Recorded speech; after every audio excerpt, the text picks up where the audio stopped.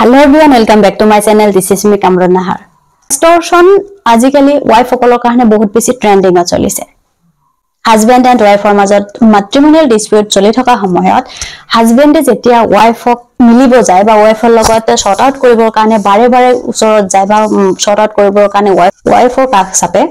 তেতিয়া ওয়াইফ গৰাকী তেতিয়া পুলিচক ফোন কৰা আৰু কয় ফাদাৰ ইন ল বা ব্ৰাদাৰ ইন ল বহুত বেয়া ব্যৱহাৰ কৰিছে মিসবিহেভ কৰিছে আৰু পুলিচে লগালগ এফআইআৰ ৰেজিষ্টাৰ কৰে এফআইআৰ ৰেজিষ্টাৰ কৰাৰ পিছত আপুনি তাত গৈছে কেছ